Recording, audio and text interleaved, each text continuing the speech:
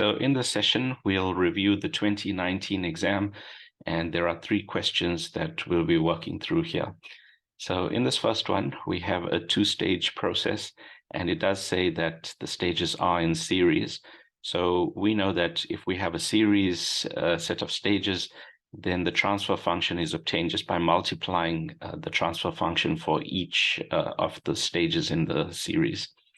And we are given that for each stage, the K values are these ones. So the first stage has a 3 and the second stage has a 2. It does say there's cooling between the stages as well. And we also have the transfer function for the cooling. So, of course, if it's between the stages, then that's in series as well. And first, we want to know what the open loop transfer function is.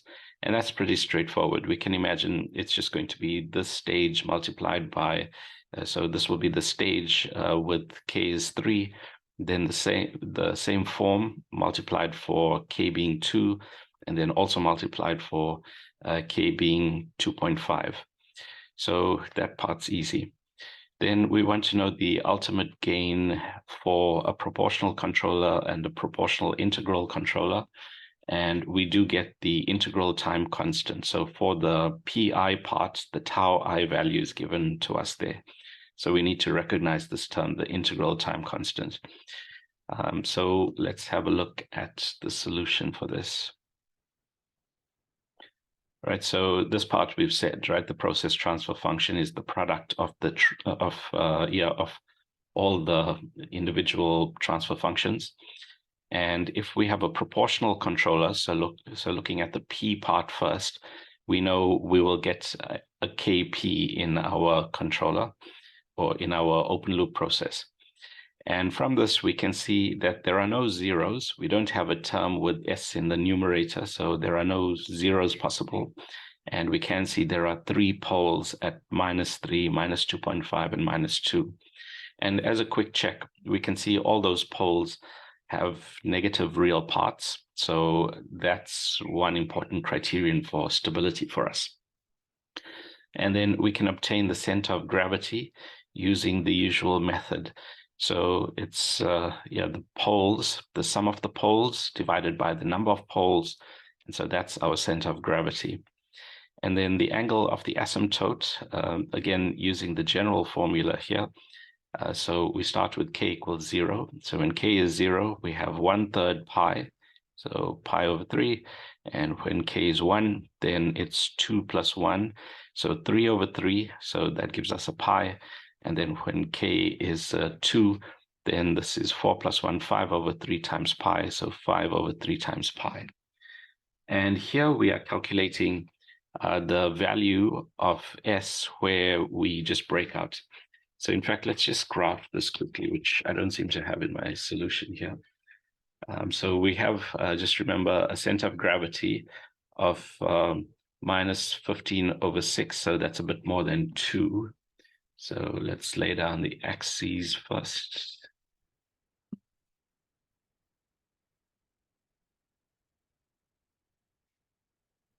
And of course, this is the imaginary part.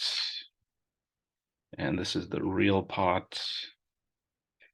And we can see our center of gravity. It's just a real number, and it's about a it's a bit more than -2. So anyway, this is -15/6. Right? And we have our angles. So the first angle is at pi over 3. So 60 degrees. So let's just draw it here. So we've got a first one here. And then the next one is at pi. So there's an angle of pi. That's strange. Okay, so an angle of pi. Okay. So it looks like if you hit shift, you get something else here. So that's at an angle of pi. So I'm just offsetting it slightly so we can see it a bit better. And then the last one is 5/3 pi. So there's the last asymptote. So those are the asymptotes for this process. And just noting that there is a point where we start to cross over into the positive real part. So we can imagine this is an important point for us. This is where we can imagine our ultimate gain sits, and so that's a crossover into the positive real part. And we can calculate the S value where that happens. So we can say the point where, well, first off, we can see the angle is pi over 3. We could equally do this for 5/3 pi, but we've done it for pi over 3. And of course, the tan of that angle is equal to the S value divided by the center of gravity. In other words, there's an S value here, and this is the center of gravity point. So the ratio of this to this is pi of this angle. That's all that's saying. So using that property, we calculate S as 4.33, which, as we'll see here, is useful now. So for our characteristic equation, right, if we want the ultimate gain, then we will want to calculate the we'll want to calculate the Kp value that causes our open loop function to have a magnitude of 1. In other words, when this gets closer to the -1,0 point.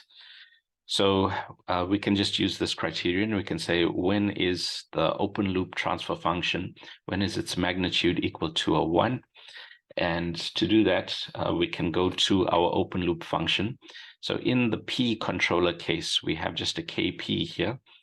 And so we've worked out that the S value is this 4.33. We said that's the S value when we are just crossing over into the positive real part. So that's the appropriate S value.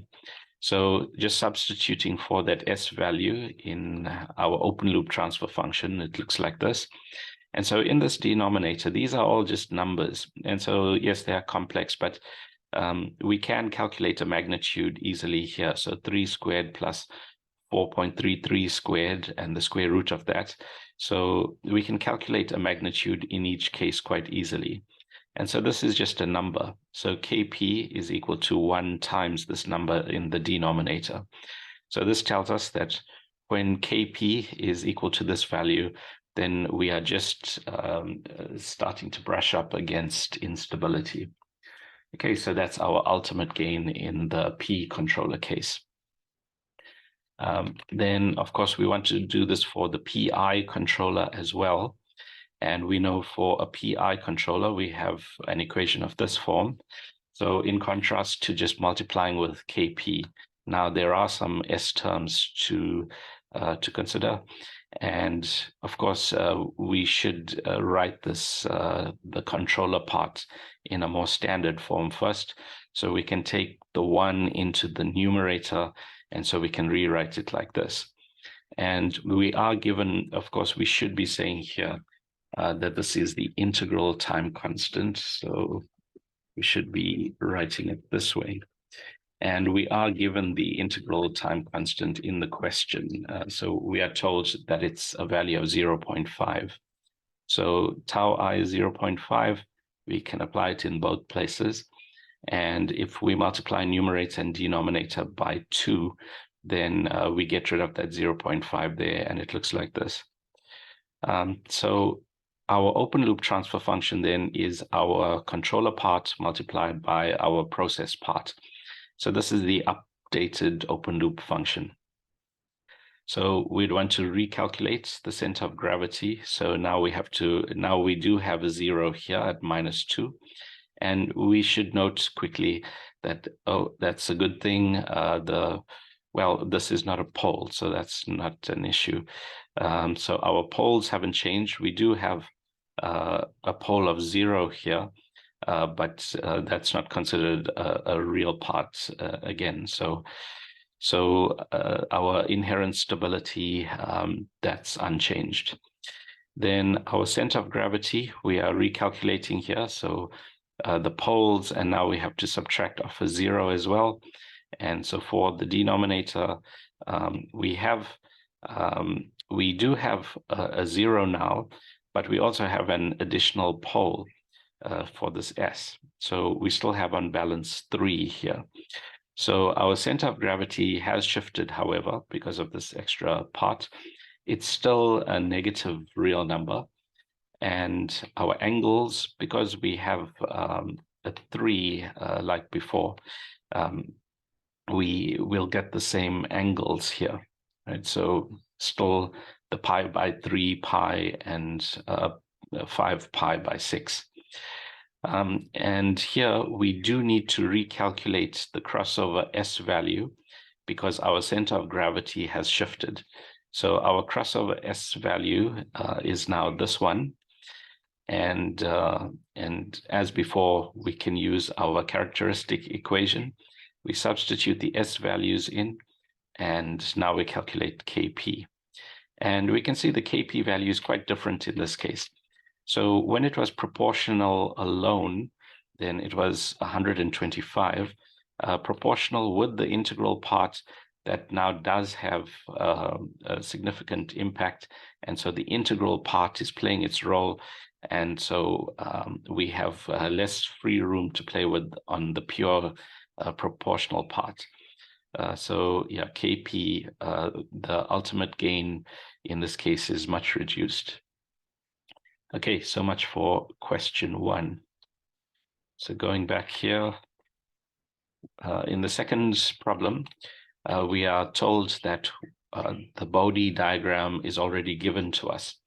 In other words, someone has already done the work of the frequency experiments and plotted it out in the Bode diagram. So all this is just given to us. So Gp is known. And the process is stable. So if you look at this, and you can see that there is a cross, it never actually crosses the 0. So so it's a stable process, and we want to install a preheater, so before the reactor. So apparently the process is a reactor, and we are installing a preheater.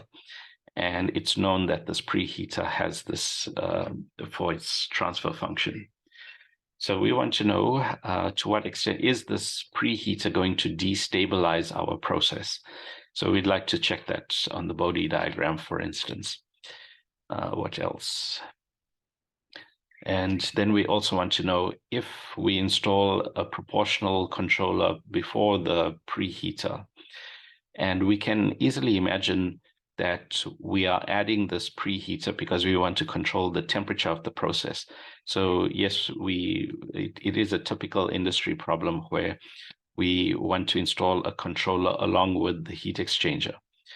And we want to know what value of Kc, well, this probably should be Kp or something like that. But anyway, our proportionality constant, what will give us a gain margin of -5 decibels. So that's quite a specific, it's not one of the criteria we are familiar with. That's fine. In our system, we can always customize values that we want to work with. So anyway, we want to know for whatever reason for this specific value. And so that's the process side, and then we can use the Nichols chart. Nichols chart is available to us. Okay, so let's have a look at the solution here. So we'd like to know the contribution from the heat exchanger.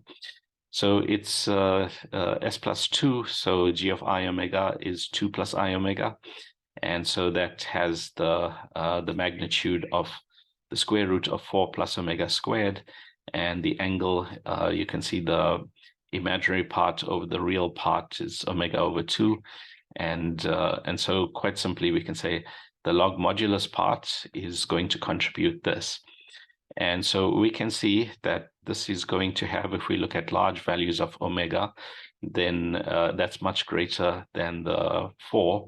So we'll get the square root of omega squared, which is omega itself, so 20 log 10 omega.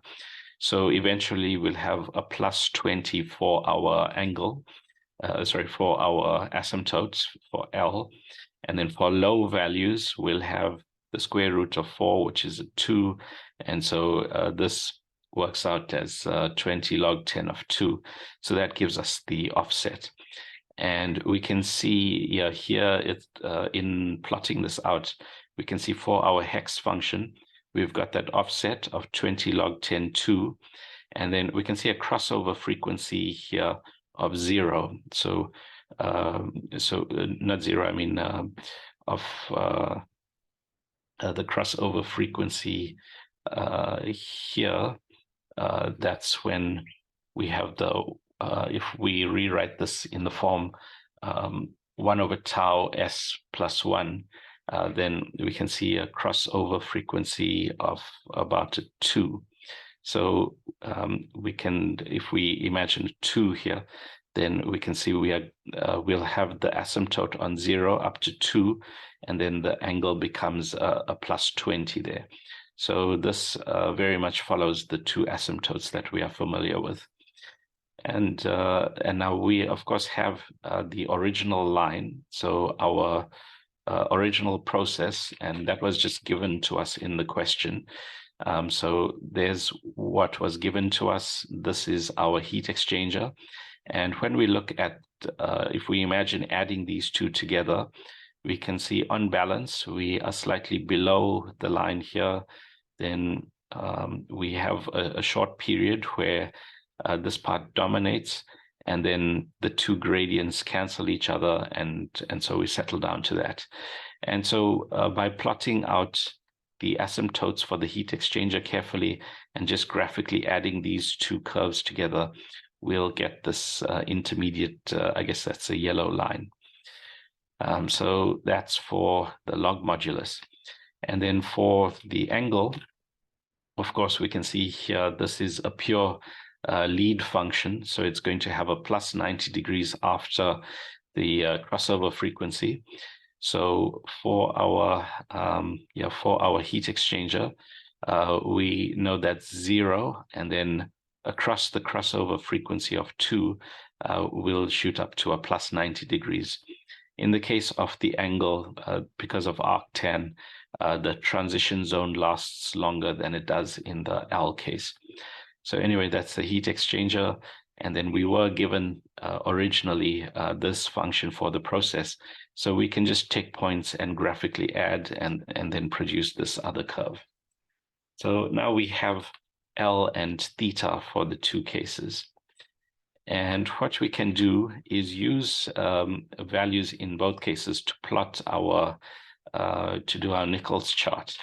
So we can imagine if we pick a frequency and then we take from the sum of these 2, so that defines an L value there and a theta there, or better, if we take something here, let's say, then that defines an L value there and a theta value there.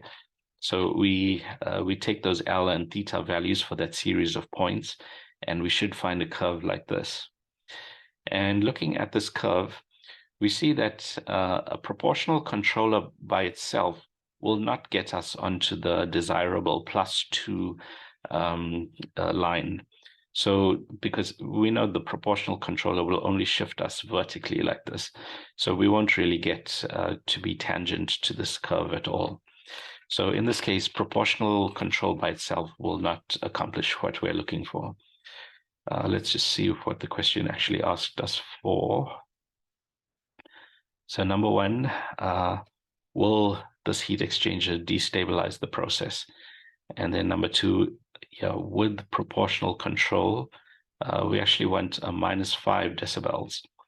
And then, describe the effectiveness of a proportional controller for this part. So we've just answered this last part. And let's have a look at the other comments that we make here. So all this, right, so when including the heat exchanger, the overall function now exhibits a maximum of +6. So +6 decibels. I'm not sure why it's a +6. In fact, it's more like a gradient. It adds a +20 decibels per decade.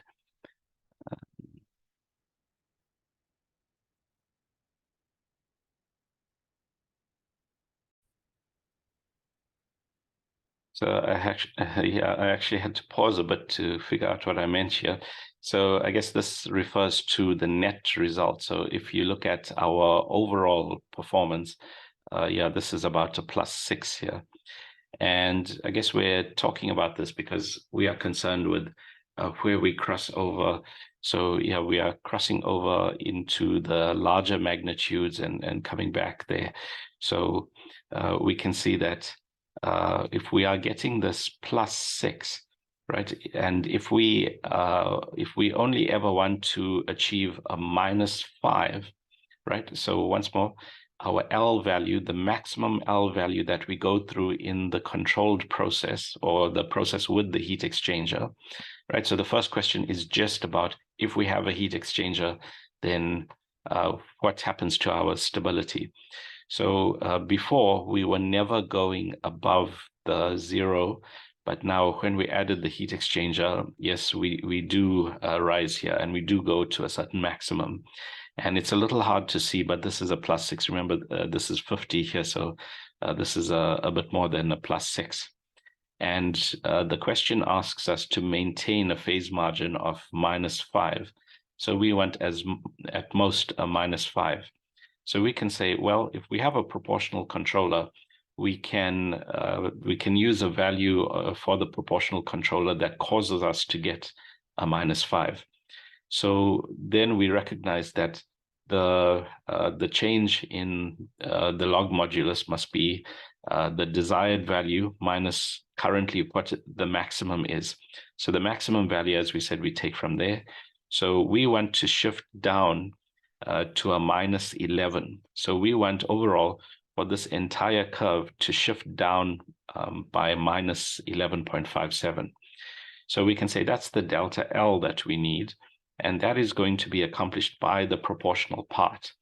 So the proportional part contributes 20 log 10 times the constant, and so we can use this equation now to calculate the Kc value. So we can see we need to apply a Kc value of 0.26, and then that will get us to the -5 for the maximum point. Okay, so that's how we can use our controller to offset the contribution by the heat exchanger to cause instability. We note the angles, and okay, that was just a comment. I think in the solution, I was mixing the use of the use of radians and the use of degrees. So that's just a point there. Yeah, and then this last part we had commented on, that the proportional control, fine, it can help us offset the heat exchanger contribution, but at the same time, it doesn't help us get onto this desirable 2 decibel closed loop line. And I guess that's it. That's question 2.